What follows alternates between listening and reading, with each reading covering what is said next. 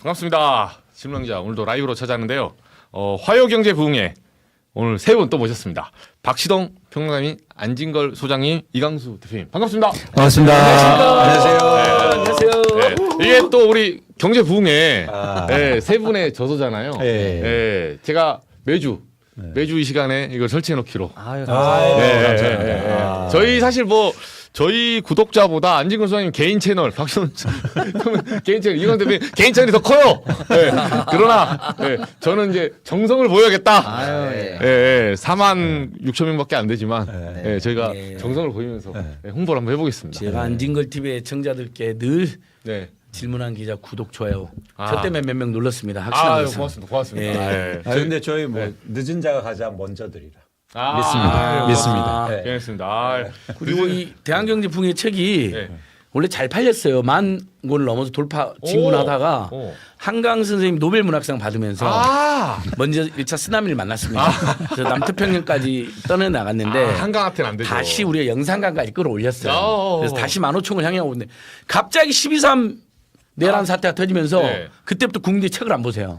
그렇죠. 다 유튜브 보고 질문하는 기자 보고 열받아. 저희는 안 봅니다. 저희는 솔직히 안 보고. 아니 CBS, JTBC, MBC를 많이 보셨대요. 감사합니다. 그러면서 또 2차 쓰나미를 맞은 거예요. 근데 한강 쓰나미와 노벨 문학상 받으신 거니까 저희가 너무 기쁘게 그 쓰나미를 맞이했지만 12.3 내란 쓰나미 여러분 너무 황당하잖아요. 네, 그죠. 그래서 요즘 자영업자한테 연락이 많이 오는데 이재명 후보한테 그 공약을 요구를 하시더라고요. 다른 후보들은 아예 경제 관심이 없어 보이니까 그쵸. 그거 계엄 손실보상. 진짜 비상계엄 전후에서 매출차 극명히 나니까 작년도하고 비교하고 전달 저전달 비교해서 그 합리적으로 줄어든 만큼만 손실보상해달라. 그래서 저희 민생경제공사도 보니까 이 공약은 채택을 요구해야 되겠더라고요. 그러네요. 이재명 후보도 비슷한 이야기는 하더라고요. 뭐 계엄 피해 보상 이야기하던데 코로나처럼 손실 보상 필요성이 있겠다. 피해 본 업종들이나 시민들은 국가가 적극적으로 좀 보존해줘야 된다. 손해를 이렇게 생각됩니다. 물론 윤석열 세력한테 구상권 행사해야 되지. 구상권 청구해야 근데 그건 뭐 죽을 때까지 일해야 되는 거 아니에요? 일 시켜야죠. 이렇게 큰 고통과 충격을 줬는데.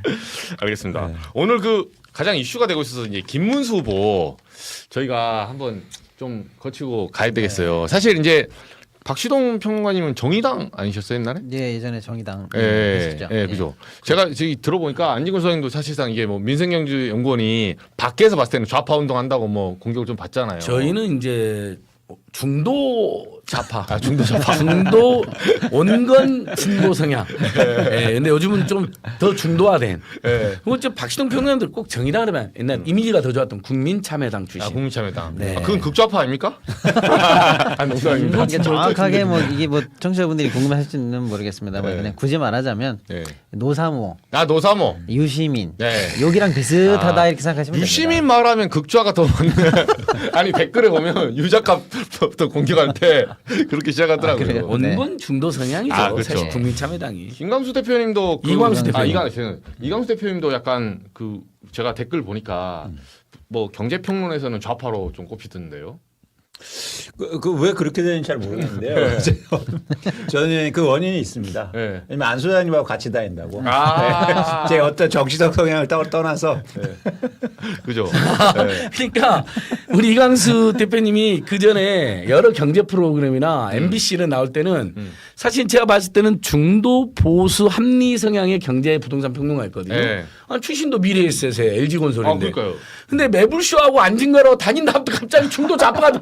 근데 여러분 진짜 제가 아는 이광수 박시동은요 전형적인 중도 합리 보수 온건 성향입니다. 중도 합리 보수는 제가 처음 들어온 것 같아요. 그러니까 굉장히 약간 시원한 뜨거운 아니 뭐냐면 합리적인 보수와 중도 진보 정도의 상식적 선에서 경제와 민생과 금융을 분석하고 부동산 연구하는 분들이란 거죠. 그러니까 어떤 이념으로 갑자기 왼쪽으로 갑자기 오른쪽으로 한 분이 아니란 거죠. 그렇죠. 우리나라가 너무 또 진짜 믿을 만한 분들이에요. 맞아요. 우편화됐고. 그래서 김문수 지금 후보님 요 얘기를 한 번씩 이제 좀 여쭤보려 하는데 제가 오늘 취재를 해보니까 무슨 내용이 나왔냐면 기사에 나왔어요.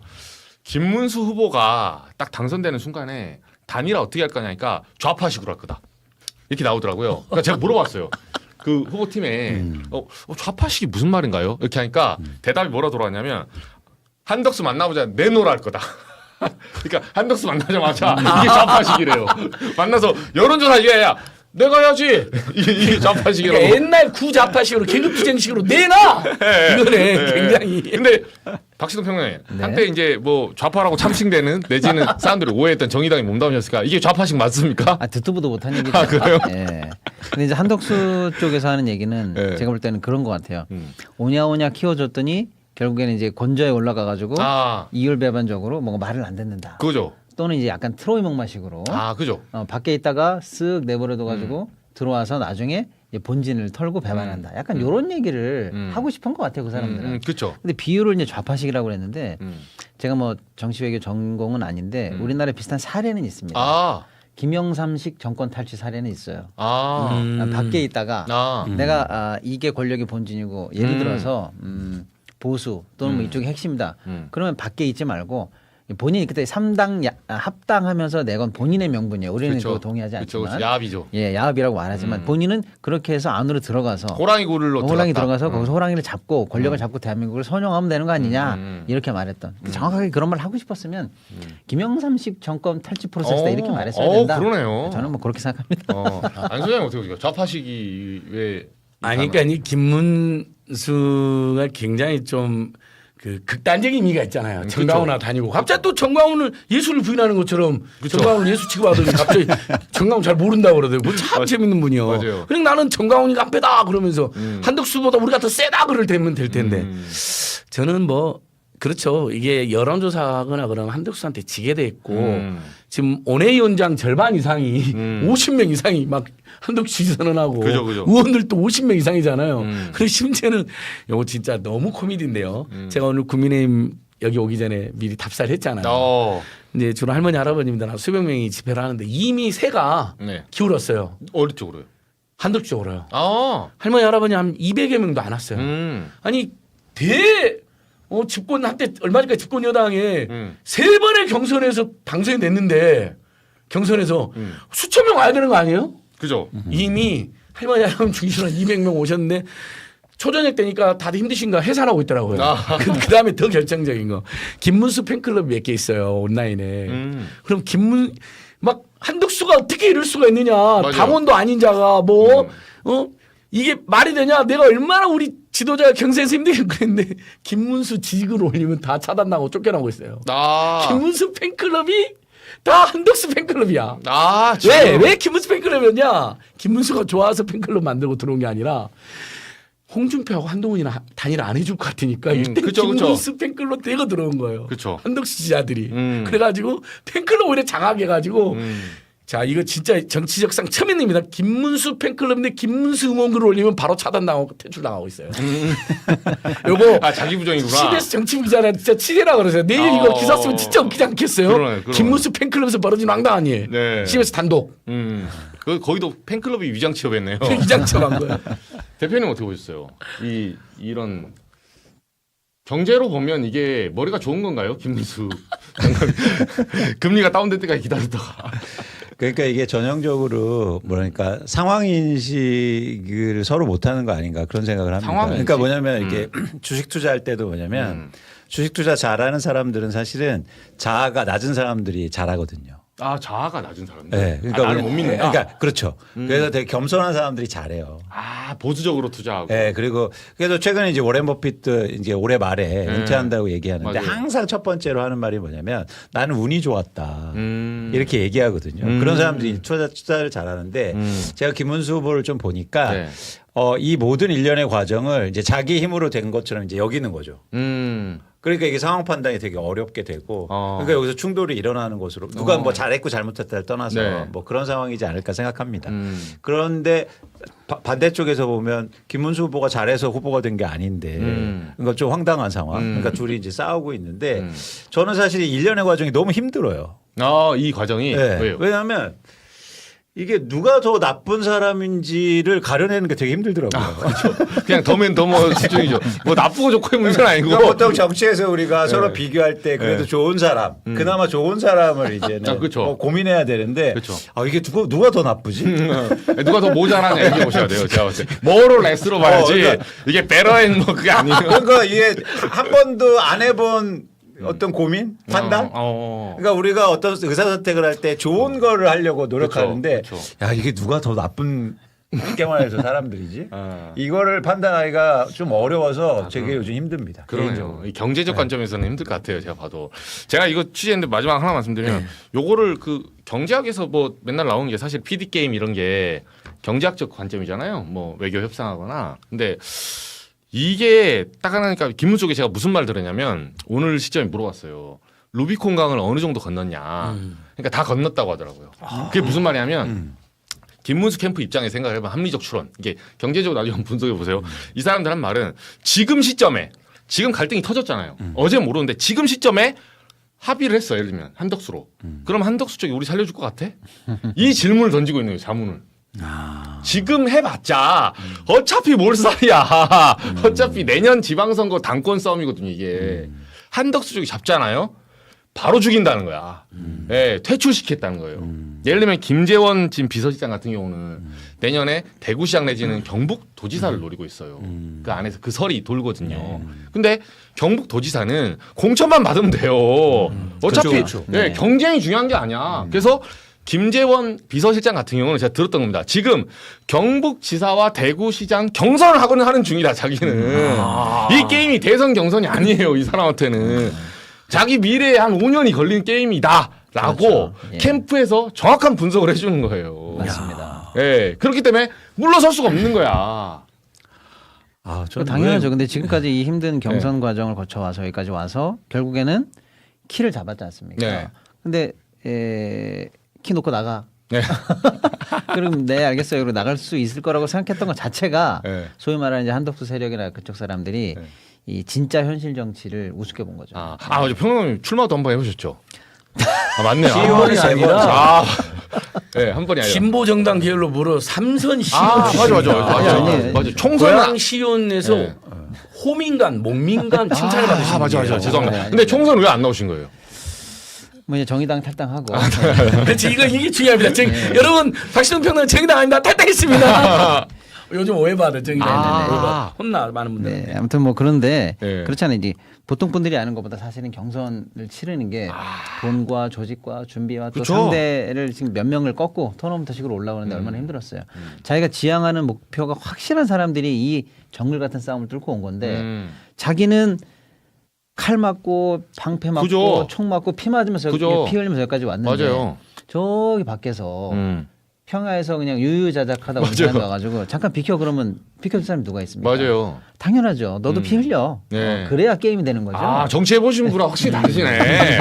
느낌이. 어떻게 그냥 줍니까? 말도 안 네. 되는 거고요. 네. 아까 그 대구 쪽 얘기하는 것처럼 네. 그냥 주면 뭐 저 전리품이라도 있습니까? 지금 이 와중에서는 죽어요, 돌아갈 수 죽어. 없는 네. 상황이고 그다음에 한덕수, 김문수 예를 들어서 둘 다 한쪽이 한쪽으로 단일화됐을 때 네. 적어도 대선 본선에서 승리 가능성이 있거나 박빙승부라도 펼쳐지면 또 다른 얘기예요. 그렇죠. 근데 이건 누가 돼도 안 돼. 네. 현재 여론상 어차피 2등 싸움이에요. 현재 여론상으로 그렇잖아요. 그러니까 한쪽이 소위 말하는 범보수를 위한 대승적 결단을 해야 될 명분도 전혀 없어요. 남은 건 오직 자기 자리와 차기 당권 이거밖에 없는 거예요. 그러네요. 근데 내가 왜 당권을 너한테 포기해 줘야 되냐. 지금 그 싸움을 하는데 물러날 이유가 전혀 없는 거죠. 그러네요. 그리고 이미 고지를 점령한 사람 보고 나가라는 게 말이 됩니까? 네. 근데 중요한 것은 시간은 김문수 편이다. 그죠. 왜냐하면 당이 있잖아요. 그리고 당이 주어진 당무 집행권 등등등 후보한테 주어지는 권한이 어마어마한데. 맞아요. 일단은 그걸 갖고 싸우는 거고 한덕수 전 총리는 그냥 무소속의 개인이에요. 그리고 쉽게 말하면 후보 등록은 나중에 할 수 있을지 모르겠으나 대선 시작하고는 그때부터 대선 끝날 때까지 자력으로 아무것도 할 수 없는 사람입니다. 맞아요. 시간만 버티면 김문수는 이깁니다. 그 얘기 하더라고요. 예. 근데 시간이 이게 묘하게 하고 있어요. 다 시간은 김문수 편이라고 그랬잖아요. 근데 이게 지금 국민의힘 지도부나 의원들 분위기는요. 김문수 제명해버릴지도 몰라요. 왜냐하면 앞장서서 단일화하겠다고 해서 다 지지했는데 완전 사기당했다는 멘트가 공식으로 나왔어요. 네. 국민의힘 의원들 국민의힘 쪽 패널들 이제 방송에서 김문수 대국민 사기꾼이라고는 안 하고 대국민 사기극까지 나왔어요. 이게 뭐냐면 이제 단일화의 염원 당론 채택을 할 거예요.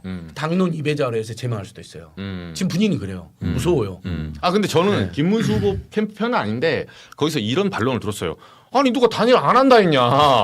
하자고. 근데 앞에다 괄호치고 한덕수라 쓰지 마라. 그렇죠. 하자. 하는데 룰 협상을 해야 되니까 내가 기구를 만들라고 하지 않았냐. 그렇죠. 그래서 기구를 만들기 위해서 사무총장을 바꿔야 되는데 네가 거부하지 않았냐. 이 논리예요. 근데 그래서 김문수는 막 이낙연 이준석 다 끌어들이려고 그러는데 네. 이낙연은 김문수를 안 만나고 한덕수를 만나버려. 완전 고민이고 그다음에 이게 또 평범한 시민들의 시각이 웃겨요.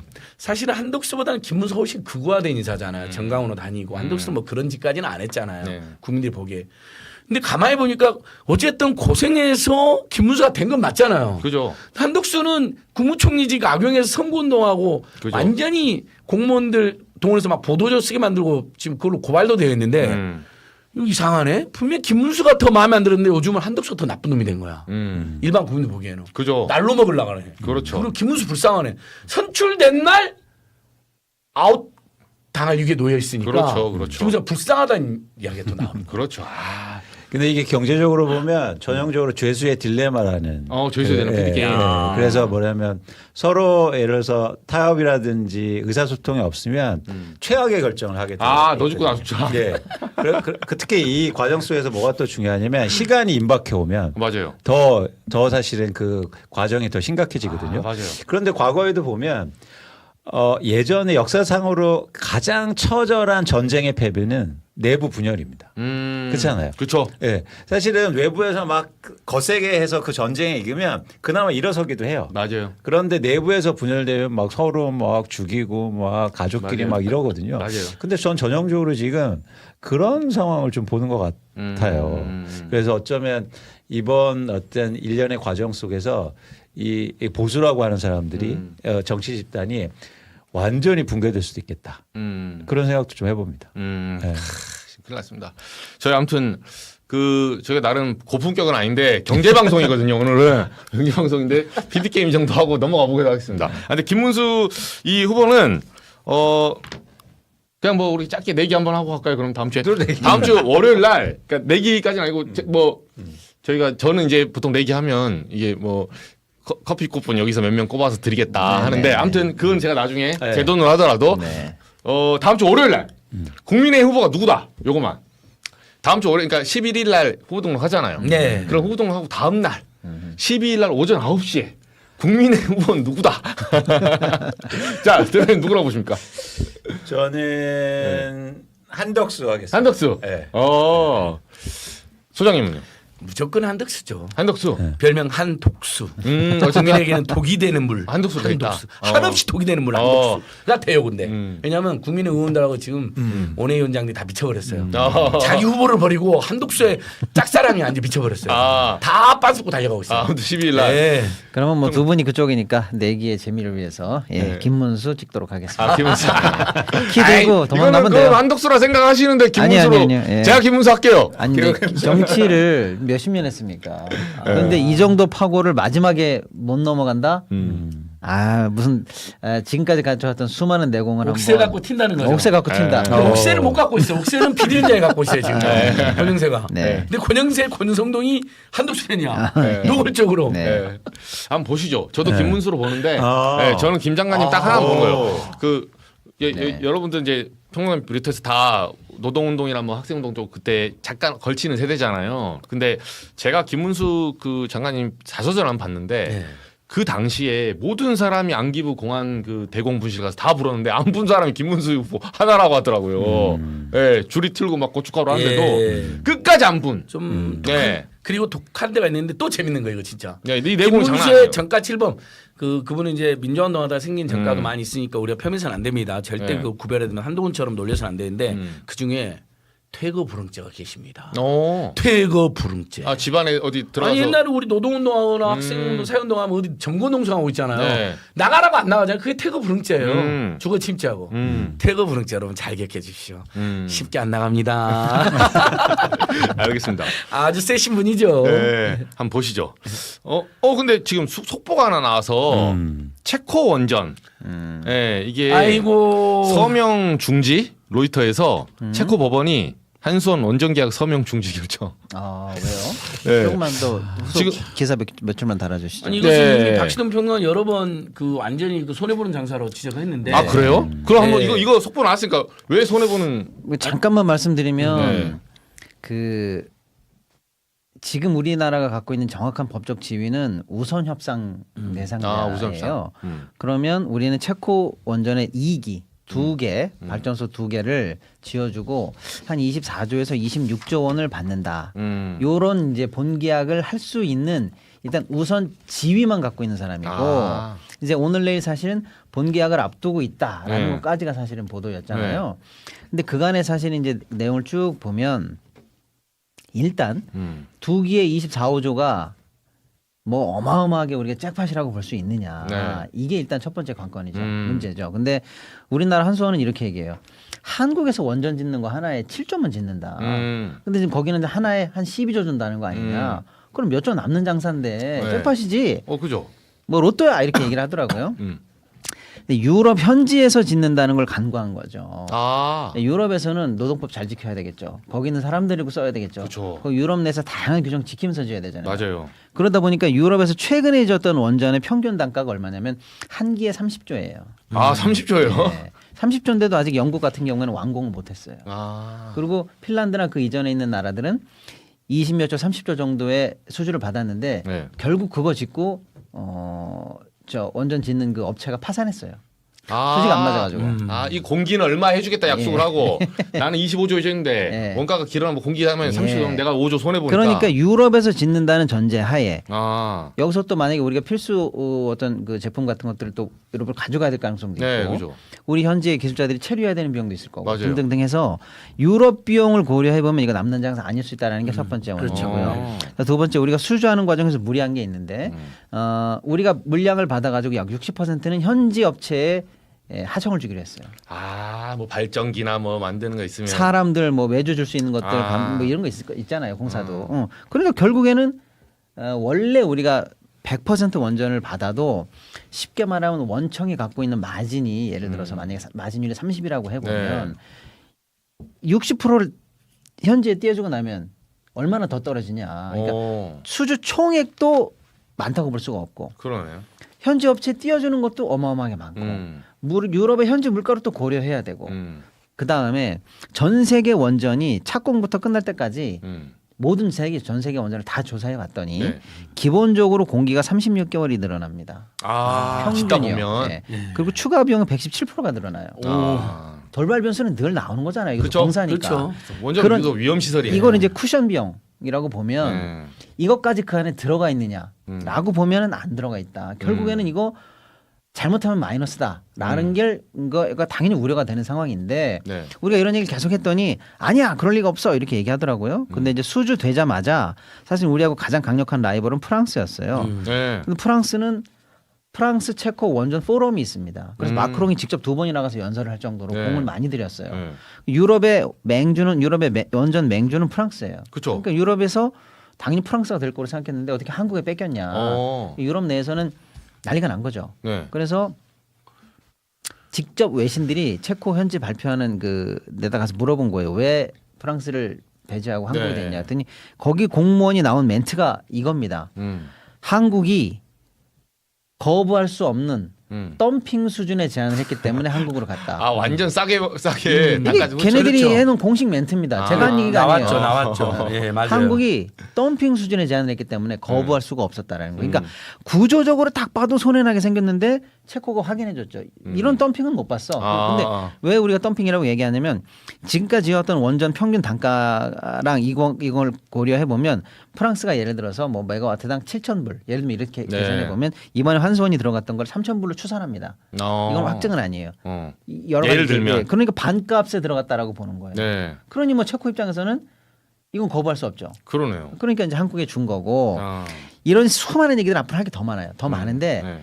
뭐 여러 가지 아무튼 우리의 수익성을 약화시키는 다양한 얘기들은 더 많은데 문제는 뭐냐면 100% 양보해도 그나마 우리가 지을 수 있으면 그나마 다행인데 그렇죠. 미국이 한국 짓지 마 이렇게 얘기해서 태클을 걸었어요.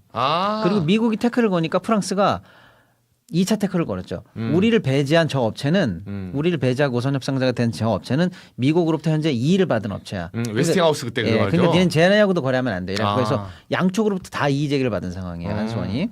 그런데 미국의 이의 제기는 뭐냐면 웨스팅하우스가 한국에 사실은 1970년대 원전 지어줄 때 협약을 맺은 게 우리가 니네 원전 공짜로 지어주는데 우리한테 지어준 기술 니네 한국 내에서는 니들이 알아서 해. 근데 수출할 때는 우리 허락 받아야 돼. 이렇게 되어 있는데 너 이거 지금 수출하는 거 내 허락 받았어? 라고 하면서 원 저작권을 주장하는 거예요 사실은. 근데 한수원의 주장은 그거죠. 니네들이 우린 처음 지어줬을 때 물건하고 지금 우리가 수출하려고 하는 이 K 원자로는 전혀 다른 물건이에요. 다르다. 우리가 독자적으로 기술 개발해서 그동안 달라졌는데 니네들 저작권하고 상관없어. 이렇게 주장을 해왔습니다. 얼마나 해왔냐면은 수십 년째 해왔어요. 우리나라가. K 원자로를 개발하고 나서부터 지금까지 해왔습니다. 지금까지 해왔어요. 근데 결국에는 이 선을 넘어가야 되잖아요. 미국이 무릎을 꿇던 그래 니네 기술이야라고 인정을 해주던 우리가 어쨌거나 넘어가야 되는데 올 1월에 한미가 갑자기 이 웨스팅하우스 간의 웨스팅하우스 한수원 간의 이 문제를 타결했다라는 보도가 나와요. 내용은 바로 비밀에 붙여졌죠. 근데 일단의 얘기들이 지금 현재 공개됐는데 4가지 사안이 공개됐어요. 네, 첫 번째는 뭐냐? 앞으로 한수원이 해외에 원전을 수출하면은 무조건 한 기당 제 금액이 생각이 안 나요. 얼마에 해당하는 IP 사용료 저작권을 미국의 웨스팅하우스에 지급한다. 첫 번째. 두 번째. 핵심이 연료봉이거든요. 연료봉은 미국산을 쓴다. 두 번째. 세 번째. 그다음에 이번 체코 관련해서 니네가 최종적으로 수주하게 되면 대충 제가 얘기할게요. 2조 정도에 해당하는 지하청을 미국에게 줘라. 지하청. 그럼 뭐죠? 아까 어마어마하게 수익성이 안 좋다고 그랬는데 2조 또 들어가죠. 또 빼들어가죠. 연료봉 핵 원료봉 빼가죠. 그다음에 저작권료 빼가죠. 그다음에 네 번째. 아무튼 요게 일단 중요한데 그래서 근데 두 번째 세 번째 그나마 넘어갈게요. 첫 번째가 제일 중요합니다. 우리가 독자적으로 개발한 원전을 앞으로 미국이든 유럽이든 어디든 수출하기 위해서 동남아든 중동에든 수출하려면 미국이 이거 니네 거 맞아. 우리 저작권이랑 상관없어. 이걸 인정받는 게 앞으로 계속 중요해요. 이걸 위해서 그동안 우리가 싸워왔던 거예요. 미국하고 싸워왔던 거예요. 그러네요. 그런데 여기서 뭘 허가해 줬냐면 앞으로 원전 한 기당 얼마에 해당하는 IP를 인정한다 이렇게 돼 있어요. 이건 뭐예요? 영원히 너희들의 독자 기술은 없어라는 걸 확인해주고 왔어요. 그러네요. 이거는 제가 매국노 협상이라고 얘기합니다. 원전 독립에 한국의 원전 독립을 여기서 끝냈어요.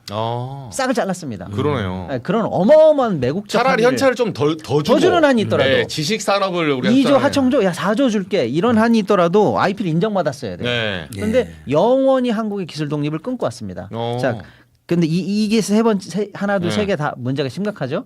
그런데 어떤 분들은 이렇게 얘기해요. 그런 굴욕적인 계획에도 불구하고 유럽에 처음 진출하는 거니까. 그렇죠. 그런 얘기도 있죠. 어마어마하게 손을 보더라도 첫 번째 샘플 서원은 그냥 넘어가는 거지 이렇게 얘기하는 사람이 있는데 네 번째 합의가 공개됐는데 유럽에 관해서는 앞으로입니다. 앞으로 유럽에 관해서는 한수원은 진출하지 않는다. 아이고 이게 공개됐어요. 진짜 안 한다. 그러니까 지금 우리가 체코에 관해서 어마어마하게 손실을 보고 하청 주고 IP까지 다 인정해주는 이유가 뭐예요? 앞으로 유럽의 원전이 약 20개 정도 추가로 수주가 예정되어 있거든요. 그거 중에 몇 개를 우리가 순서대로 이제 수주 받으려고 하는 건데. 팔로 개척이죠. 근데 유럽에선 빠지기로 합의를 해줬다. 그럼 어디 아프리카 팔아야 그럼 도대체 이 체코 원전은 왜 하는 거예요? 그러니까 돈도 안 돼, 기술 독립도 안 돼, 유럽 진출의 교두보도 안 돼. 역시 설명천재죠. 설명천재. 근데 지금 대단하십니다. 뉴스를 확인해 보니까 요 이유는 아니고 프랑스 전력공사가 이의 신청을 했는데 그거 심의 결과 나올 때까지 중재로 명령이 들어요. 아까 말씀하신 그래서 네. 사실은 이제 우리로 치면 공정거래위원회입니다. 그렇죠. 방위동 독점 기구에서 미국으로부터 제기된 거랑 이번에 프랑스로부터 제기된 거를 이번에 본계약을 앞두고 사실 미국 쪽에서 얘기를 한 거죠. 한국과 협의가 됐어라고 그렇죠. 하니까 둘 다 기각시켰어요. 근데 그 기각권에 대해서 아마 프랑스가 다시 한번 이의를 제기한 것 같고 그 이의가 끝날 때까지 본계약은 안 돼. 그렇죠. 이렇게 결정이 난 것처럼 보이는데 예. 어쨌거나 프랑스는 끝까지 해보겠다는 얘기죠. 근데 제가 볼 때 안 하는 게 나아요. 이렇게 되면 맞습니다. 진짜 그러니까 뭐냐면 그래서 저는 우리나라 운이 트이고 있다. 나가리 되게 26조를 날릴 위기를 벗어날 수 있는 거죠. 일부 매몰병이 그러니까 있지만. 여러 가지를 말씀드리고 싶은데 뭐냐면 일단 웨스팅하우스만 말씀드릴게요. 네. 웨스팅하우스는 대한민국이 수주를 못 하잖아요. 그러면 걔네도 놀아야 돼요. 네. 그래서 과거에도 보면 예를 들어서 UAE 등지의 원전 발전 수주할 때 같이 가거든요. 그러니까 걔네도 사실은 대한민국이 잘 되기를 막 응원해요. 근데 왜 이런 일련의 과정이 벌어졌냐면 이거를 수익성이나 어떤 사업적으로 바라본 게 아니라 정치적으로 빨리 수주하고 싶었다 보니까 저가 수주, 웨스팅하우스에서도 굴욕적인 계약 이런 것들이 이루어졌던 거거든요. 탈원전 탈피했다 이거 하려고. 그렇죠. 그래서 이거 사실은 이거 계약 안 되고 뭐 이렇게 얘기하면 어떻게 생각하는지 모르겠지만 우리가 할 게 너무 많다 앞으로. 아까 원전 르네상스 말씀드렸죠. 유럽에 왜 이런 문제가 생겼냐면 러시아하고 지금 전쟁 중이니까 유럽에서 대부분 러시아 LNG를 쓴단 말이죠. 그렇죠. 갑자기 끊기는 걸 경험하니까 너무 두려운 거예요. 그렇죠. 그래서 이제는 전력 독립이 필요한데 신재생 에너지로 잘 안 되니까 원전이 필요하다. 그래서 유럽의 지금 나라들은 원전을 많이 세울 거예요. 근데 전 세계에서 이 원전을 건설할 수 있는 나라가 대한민국, 아까 말한 프랑스, 일본 몇 개국이 안 돼요. 그러면 예를 들어서 이게 또 뭐냐면 이런 제품의 생산하고는 달라요. 뭐냐면 이거는 팔리면 또 만들어내면 되죠. 그렇죠. 근데 건설업은 그리고 그럴 수주 산업은 뭐냐면 이걸 수주하잖아요. 그럼 다른 걸 못 하게 돼요. 일정 기간. 그렇죠. 그렇죠? 그렇죠. 그렇기 때문에 우리가 예를 들어서 저가 수주하면 다음 거 좋은 거 나왔을 때 못 한단 말이에요. 그러네요. 그러니까 전 차라리 좀 여유를 갖고 우리가 접근하자. 돈을 버는 게 중요하지. 수주를 하는 게 중요한 게 아니지 않습니까? 근데 정치적으로 해석하다 보니까 야 수주 막 40조 원 했어, 20조 원 했어. 이걸 이제는 막 이렇게 하려다 보니까 사실은 우리나라가요 최근 한 15년간 해외 건설을 통해서 돈을 전혀 못 벌었습니다. 수주는 엄청나게 했거든요. 그러네요. 근데 막 몇 조 원씩 손실이에요. 이런 건 이제 끝내야죠. 왜냐하면 정치적으로 해석해서 그냥 수주만 되면 너무 좋다. 네. 아니죠. 돈을 벌어야죠. 그렇죠. 수익이 나와야죠. 그런 차원에서는 오히려 저는 체코의 이런 이슈들이 좀 더 우리가 다시 고민할 기회를 주는 거고 그러면 더 좋은 기회가 올 수 있다. 오히려 조급해할 필요가 없다라는 말씀을 드립니다. 이거 윤석열, 김건희가 자기들 치적으로 무리하게 하면서 이제 급 발전했잖아요. 이런 게 프랑스 전력공사 이신청이 이제 이신청으로 이렇게 중단됐으니까 차분하게 한번 짚어보죠. 그렇죠. 그래서 진짜 했는데 26조 원짜리 계약인데 30조 원 들어간다. 그러면 어마어마한 손해잖아요. 그리고 다른 계약도 못해. 차라리 중단하는 게 낫죠. 그다음에 대한고래 프로젝트하고 이 두 가지는 진짜 뒷조사래 죄송합니다. 하도 저희들이 당해가지고 국정조사해야죠. 철저히 조사 한번 해서 매몰병이 일부 이미 들어갔다 하더라도 더 큰 손해를 막아야죠. 그렇죠. 그게 합리적인 것 같습니다. 얘기 나왔으니까요. 어차피 저희가 오늘 다룰 주제가 많지만 네. 그 바로 조금 뜬금없긴 한데 부동산 한번 넘어가 볼게요. 부동산 정책은 사실은 제가 보니까 모든 후보들이 지금 사실 김문수 후보나 이쪽으로 개싸움 나가지고 뭐 정책이고 뭐가 없어요. 제가 후보도 몰라. 자기가 무슨 정책이었는지 몰라. 아래서 그냥 정책이 하나도 없어요. 발표한 김문수 거지. 한덕수는. 정책은 하나야. 단일화 협상하겠다. 단일화 10일까지 하냐 이런 정책이에요. 단일화 누가 더 잘하나로 경쟁을 했고. 정책은 딱 하나예요. 공약 1번이 단일화였거든. 너 한덕수랑 공약 1번이 단일화. 그 경선 보면 다 1번 질문이 그거예요. 한덕수랑 단일할 거야 안 할 거야. 한동훈한테도 물어보고 한철수한테도 물어보고 홍준표한테도 물어보고. 두 번째 질문 있어요. 네. 누가 더 이재명을 싫어하냐. 그 두 가지 진짜. 네. 어떻게 대선이 이럽니까. 그래서 지금 나온 거는 사실 이재명 후보 뭐 재개발, 뭐 재건축, 뭐 그러니까 노후 도심 그리고 사기 신도시. 그러니까 저는 이제 언뜻 그렇게만 봤어요. 그 이상으로 막 기패는 안 나는데 이거는 좀 대표님 어떻게 보세요? 그 정책은? 그러니까 뭐 정책이 구체적으로 안 나와서 저희가 좀 살펴보기는 어렵지만 이제 경기의 공약을 내세우면서 이제 일기 신도시가 그쵸. 워낙 노후화가 됐으니까 일종의 활성화시키겠다 이런 원론적인 뭐 입장 발표고요. 좀 구체적인 공약은 지금 만들어지고 있는 상황이라고 제가 알고 있고요. 좀 더 저희가 지켜봐야 될 것 같습니다. 그런데 전반적으로 느낌은 좀 조심스러운 느낌이요. 조심스럽다. 왜냐하면 부동산이 워낙 민감하고 또 솔직히 말해서 문재인 정부 때 부동산 때문에 굉장히 어려움을 많이 겪었잖아요. 그런 차원에서는 민주당에서 뭔가 의미 있는 부동산 공약을 지금 막 빨리 뭘 내고 뭐 판단받기에는 조금 조심스러워하는 느낌이다라는 말씀을 드립니다. 일단 아까 뭐 국힘 얘기를 잠깐 하셨는데 네. 김문수 사실은 별 황당한 공약도 사실 많았어요. 지금 국힘 경선 과정에서. 예를 들어서 뭐 나경원 후보 같은 경우에는 ILO 국제 노동 협약을 탈퇴하겠다. 그러면서 그렇죠. 대구 경북을 외국인 노동자의 최저임금을 주지 않아도 되는 특구로 선정하겠다 이런 말도 안 되는 공약을 하긴 했었는데 뭐 그만하고요. 그러니까 아무튼 이런 말도 안 되는 공약을 사람들이 다 탈락했는데 네. 남은 게 일단 김문수니까 김문수 중에서도 이제 부동산이나 경제 공약 딱 한두 개만 말씀드리면 이런 거예요. 신규 공공주택의 25%는 노인에게 분양할 거고 본 것 같아요. 그중에 그 25%에 해당하는 거는 노인 돌봄에 특화돼서 각종 노인용 편의시설을 탑재한 그런 걸로 하겠다라고 해서 본인 타겟층을 정밀하게 공략해서 노인층에게 승부 보겠다 이런 공약들이 많아요. 네. 많은데 뭐 네. 현실로는 들대치가 아무튼 그런 공약이 있고 눈길을 끄는 거는 GTX를 사실은 최초로 아이디어를 낸 게 김문수 경기도지사 때거든요. 네, 그 그러니까 그건 내 힘드다. 이재명이 예를 들어서 뭐 지역 앞에면 GTX는 내 거다 이런 얘기를 하면서 지금 일단 하나 A 노선 겨우 하나가 동탄에서 지금 저기 이쪽 올라오다 하나 멈춰 있고 파주에서 내려오다 하나 멈춰 있고 지금 중간 개통이 아직 덜 되고 있는 상황이니까 네. 그거를 제외하고 나머지 모든 노선은 사실 현재 기준으로 타당성이 나오지 않아요. 현재. 그런데 김문수의 공약은 뭐냐? A, B, C, D, E, F 그냥 조기에 개통하고 조기에 착공 다 하고 그다음에 그걸 각자 양쪽 끝에 있는 종점들을 다 확장해서 최대한 넓히고 전국 5대 예를 들면 수도권이랑 뭐 충청을 잇는 광해급 행렬도도 만들고 5대 도시도 전부 다 GTX로 만들어 가지고 전국을 다 GTX 천국으로 만들겠다는 거예요. 일단 말이 안 되죠. 네. 지금 있는 6개 노선도 타당성이 안 나오는데 말이 안 됩니다. 그리고 지금 있는 KTX나 이런 걸 어떻게 할 건데요? 그렇죠. 말이 안 되죠. 그렇죠. 이 말이 안 되는 얘기를 왜 할까요? 제가 볼 땐 이겁니다. 니네 집 앞에 철도 깔아줄게. 선거 앞두고 우리 집 앞에 역생기인데 역세권 김문수가 집값 오른다. 해주면 뭐 예를 들면 저 앞에 동탄 어디서 끊겼는데 우리까지 넘어온대. 이렇게 해서 선거용 전국구용 뻥공약이다. 저는 그렇게 보고 있습니다. 근데 그 공약 중에서 또 눈여겨봐야 될 게, 그러니까 저는 한동훈 후보하고 김문수 후보하고 이제 그 1대1 뭐랄까 토론회 할 때 아주 흥미로운 그 30대, 20대, 30대 주택 공약 중에서 네.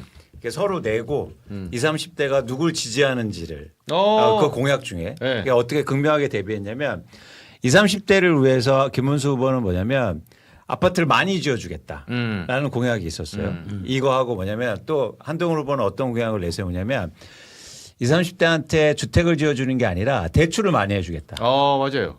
그리고 취득세를 뭐 거의 인하해주겠다, 없애주겠다 이런 공약이었어요. 그런데 흥미롭게도 20, 30대가 누구한테 표를 던진지 아십니까?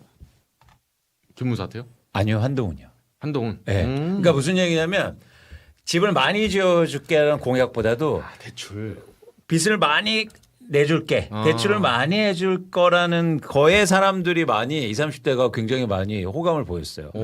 이게 흥미로운 지점인데 왜냐하면 제가 이 말씀을 왜 드리냐면 레버리지를 많이 주는 거를 좋아한다. 네. 이 말씀을 왜 드리냐면 지금 정부가 어떤 정책을 예를 들어서 5월, 6월에 발표, 그러니까 뭐 시범 사업하고 시행될 예정이냐면 지분형 모기지라고 해서 지분형 모기지. 예를 들면 쉽게 말씀드리면 10억 원짜리 아파트를 살 때 내 돈 거의 1억 원만 있으면 살 수 있다는 걸 시행하겠다는 거예요. 그럼 정부가 9억 베팅해 주나요, 같이?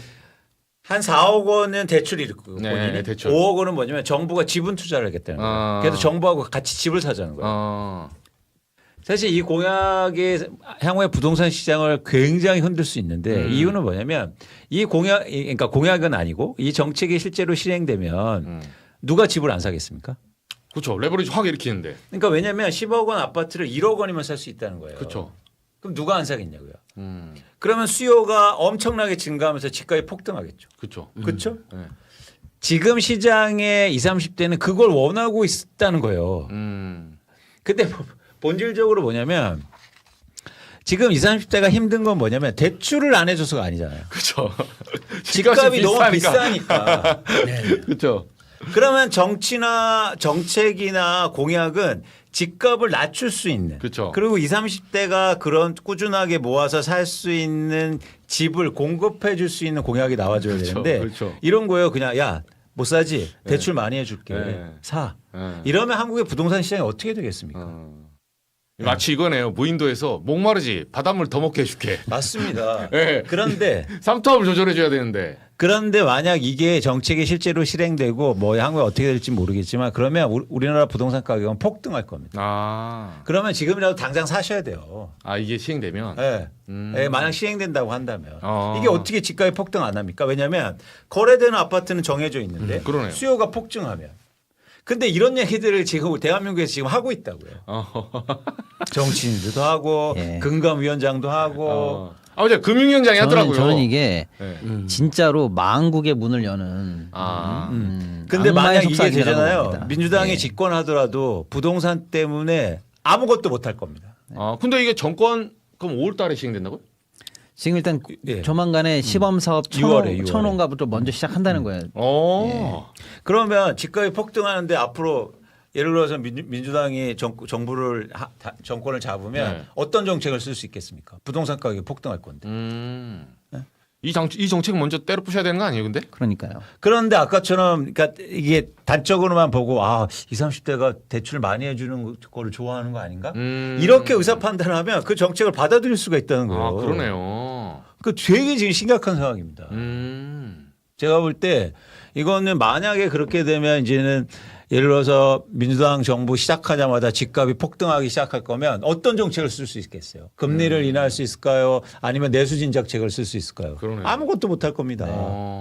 그러면 또 부동산에 해갖고 뭐 또 4개 신도시 엄청 짓는데 이게 소용이 없잖아요. 그렇죠. 4개 신도시 언제 공급됩니까?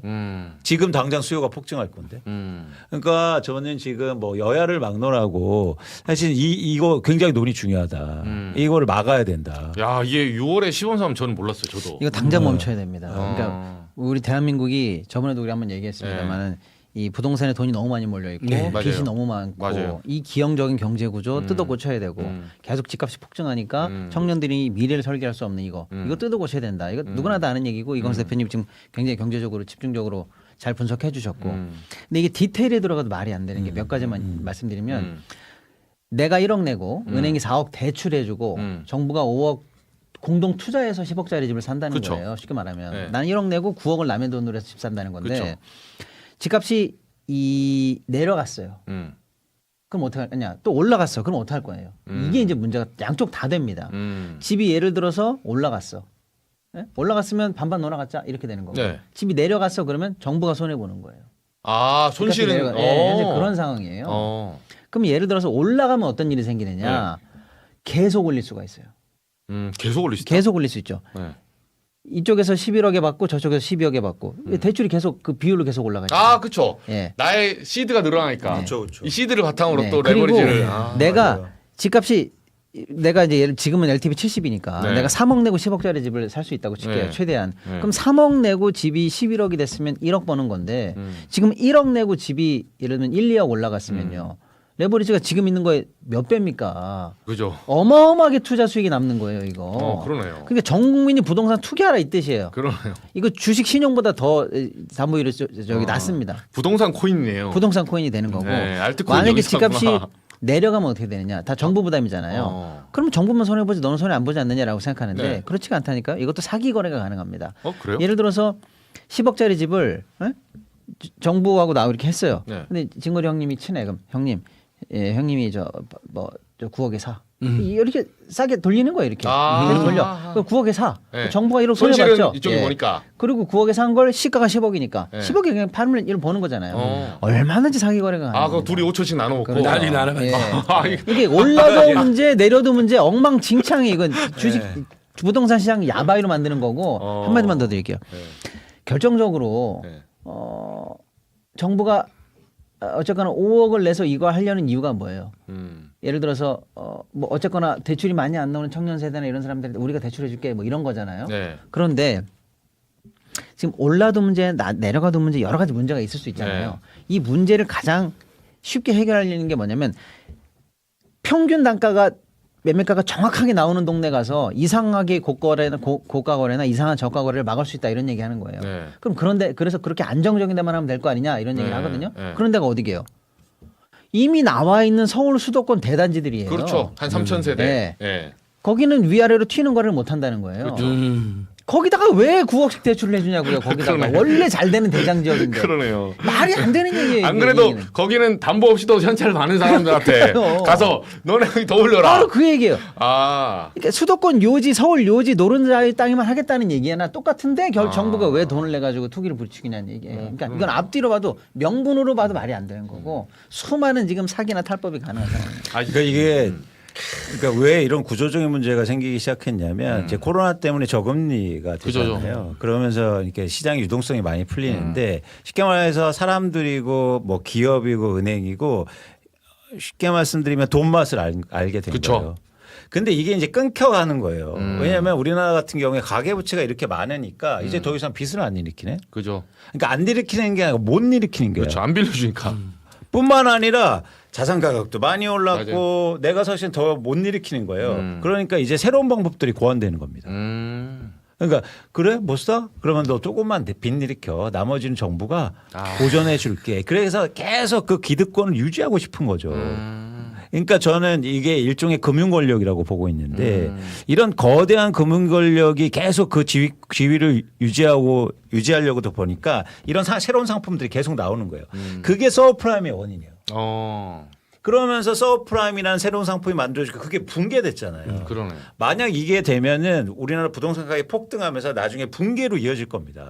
이건 정말로 중요한 얘기예요. 그러네요. 그런데 지금 이거를 그냥 어물슬쩍 뭐 한국은행이고 금융위원회고 이런 게 어물슬쩍 우리가 청년 세대가 대출을 더 이상 못 일으키니까 정부가 도와줄게요. 이런 식으로 넘어간단 말이죠. 그러네요. 이건 엄청나게 큰 문제이기 때문에 반드시 막아야 된다. 대표님 죄송한데 네. 저희가 그 전진수 의원님이 기다리고 계셔가지고 오늘 죄송합니다. 제가 김문석이 너무 많이 했습니다. 저희 이 고퀄의 패널을 다음번에는 저희가 2부를 의원님도 안 부르고 없앴어요. 네. 제가 이거 얘기하고 그래도 지금 마지막에 부동산 이야기는 굉장히 저는 진짜 한 3시간이라도 듣고 싶은데 기다리고 계시니까 제가 다음에는 2부 없앨게요. 저희가 이 프로그램 만들기 전에 잡아놓은 거라서 없애고 다음에는 저희가 1시간 풀로 가시는 걸로 하겠습니다. 네. 저희 또 경제부흥회 또 다음 시간에 한번 모시겠습니다. 대한경제 부흥회 책에 그런 또 지혜가 많이 들어있습니다. 그렇죠. 이거 한번 읽어보시고 오면 또 쏙쏙 들어요. 수익금 전에 기부합니다. 훌륭하십니다. 곧 기부식도 합니다. 훌륭하십니다. 인세 전에 기부식도 합니다. 곧. 알겠습니다. 제가 또 홍보하면서 다음 주에 뵙겠습니다. 고맙습니다. 예.